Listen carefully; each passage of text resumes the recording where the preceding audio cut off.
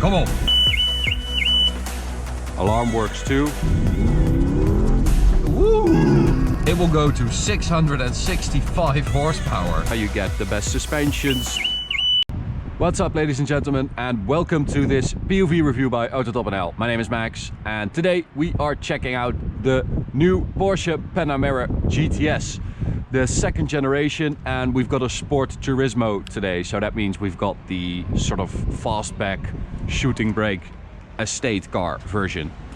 We are at a gas station because it is super windy and we are trying to escape from the wind. So I've put it next to this wall and I hope the wind won't be too bad here. So we'll start by doing a walk around. We'll drive it on some roads here and then we'll take it for an autobahn blast to check out what it's like.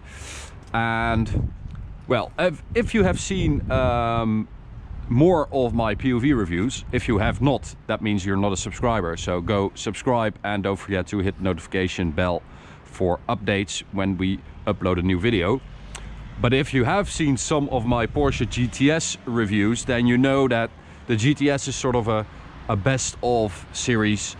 You get the best and most chosen options. You get a couple of horsepower extra, you get the best suspensions. Alarm works too.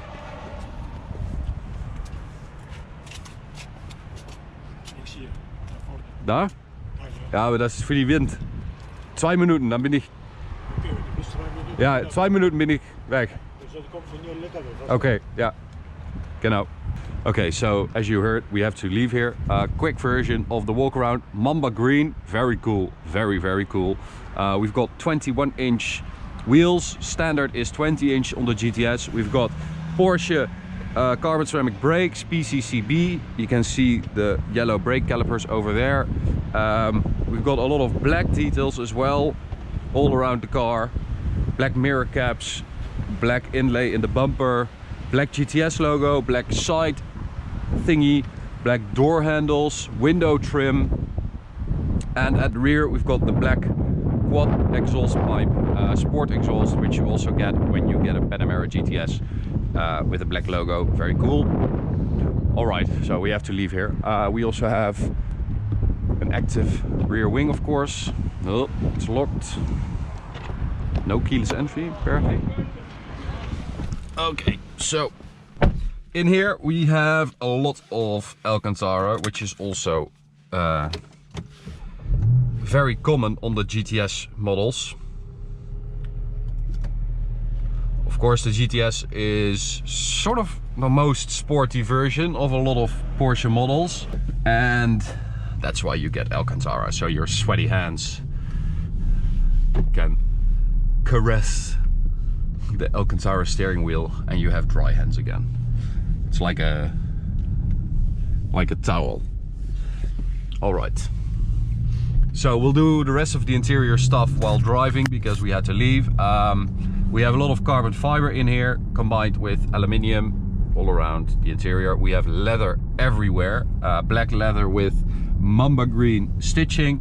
We have mamba green stitching on the steering wheel as well, on the seats, which are part Alcantara, part leather. And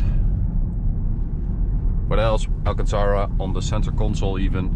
Yeah, and on the roof as well. A lot of Alcantara and a lot of leather and a lot of green stitching, which is really cool. Someone has been very busy with configuring this car, color coding everything, but it looks very cool. So to give you sort of a perspective of what the GTS is like and how it is positioned in the Panamera series, it used to be that the 4S and the GTS both had a V8, and that is no longer the case. When the first generation Panamera was facelifted, the 4S also got a V6 and the GTS kept the V8, which is still the case right now. So you have the Panamera 4S with the 2.9 liter V6 turbocharged engine. That's the same engine you find in the RS4 and RS5. that has 440 horsepower. And after that, if you wouldn't have the GTS, you would go to a turbo, which has the V8 with 550 horsepower. So that's why this sort of sits in the middle with 460 horsepower and 620 Newton meters, but it has a V8, which is probably one of the main reasons to buy this car. Actually, there are two big reasons to buy this car. One, you should buy this car over a 4S because it has a V8. And two, you should buy this car over a turbo because, well, it's basically the same engine. And if you go to a good chip tuner and you get your ECU sorted out, it will go to 665 horsepower, which is totally mental. That's like almost turbo S power with just an ECU upgrade, without all the battery weight. So I think that would actually be quicker than a turbo S, which has 680 horsepower. So you're very close to that, but you have 300 kilos less. So that's a big difference. And that sort of makes this the sweet spot, if you ask me, because you can get incredible amounts of power from this engine and it's not as expensive. So some good consumer advice there by AutoTopNL. And well, all-wheel drive is standard on all Panamera models. That means you have a lot of grip, but as it is raining and it is a little bit slippery, you can actually play around a little bit if you turn off traction control, which I don't think you can do all the way, because it still blinks when you start having some fun. Which is also part of the GTS, that they change the traction control system and the four-wheel drive system to be a little more rear biased. So the GTS is supposed to be the most dynamically handling car of the lineup, more so than the turbo. Woo! That was nice! Okay, so it actually does allow for a lot of slip, but it's also quite slippery right now. I wanted to do a 0 to 100 test over here with our GPS performance meter, but it is very, very wet. I'll just give it a go. We'll see what happens. We'll put this one right here and this one right there. Open the app. If you want one of these performance meters, you can buy it in our store. Click in the top right corner to go to the store. It works super well and super fast. It's super accurate. It's amazing. All right. So let's set this up. No one behind me. Traction control is off. Launch control.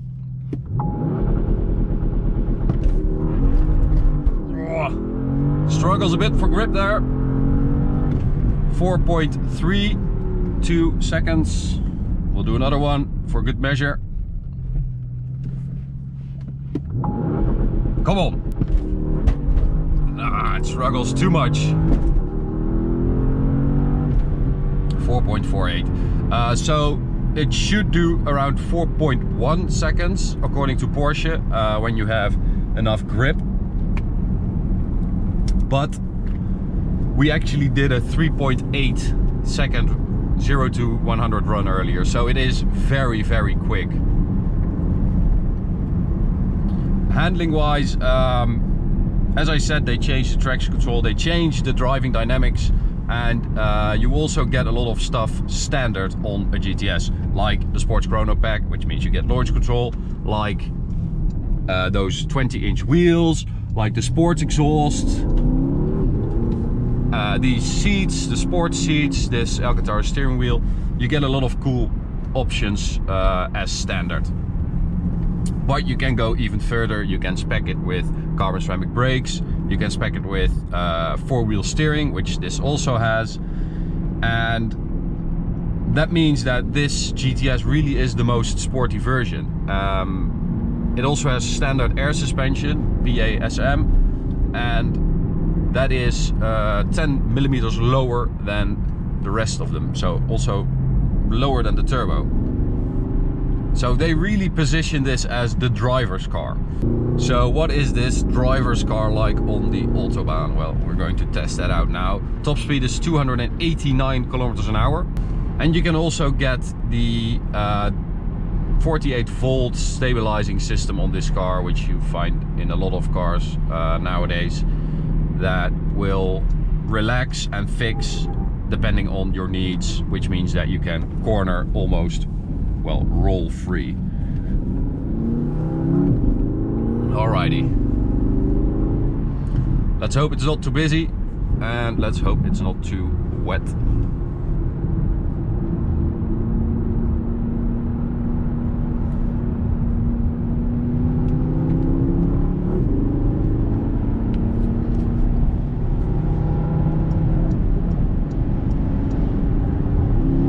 Okay, here we go, full throttle. You get some nice V8 rumbling sound from that sport exhaust.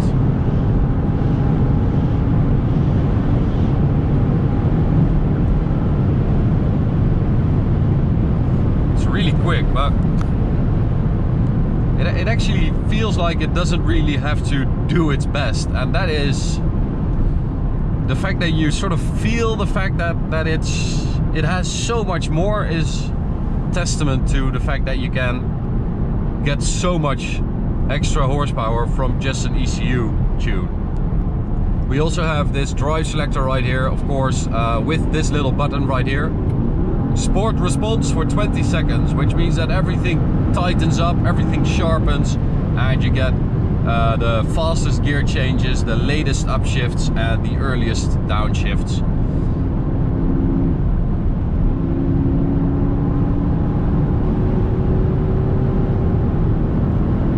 But performance-wise,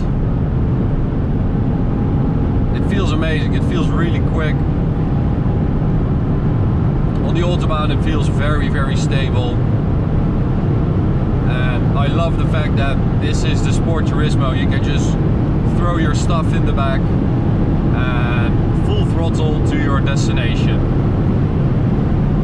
We are, I think the wind is coming from over there, so I think it's sort of struggling against the wind.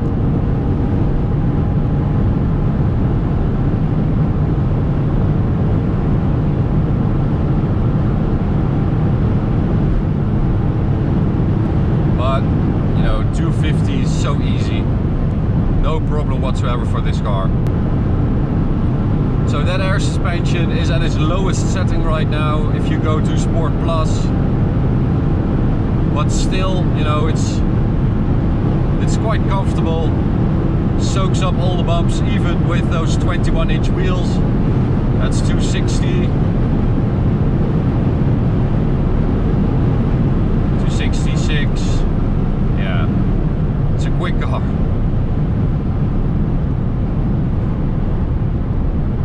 And of course we have the PDK gearbox, which is probably the best one out there. Linked to that 4-liter V8 is just a really good combination, and it just feels very crisp. If we go for manual shifting, we can use the pedals, and the response to those pedals is really incredible. And when you have it in manual mode, it will also go to the rev limiter, so you have to shift up yourself, which is good. Competitors to this car, price-wise, you could compare this to a BMW M5, a Mercedes-AMG E63S, stuff like that. An RS6 by Audi, of course. Those cars are more powerful, but I think, you know, you do get a Porsche, which has just a little bit more. It always does. It always feels more special. I think this interior is lovely as well, with this big center console. And this engine really is a peach.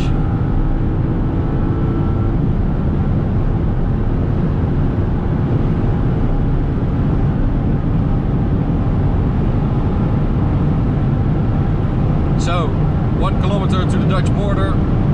means that the fun ends and the review ends as well. If you want to see this car reach its top speed, go check out this AutoBAHN POV in the top right corner. You can also check out this POV review, and you can check out this playlist of POV reviews. Don't forget to subscribe by hitting the big button right here, and follow us on social media. Just search for AutoTopNL. Thank you very much for watching, guys, and we'll see you at the next one. Bye.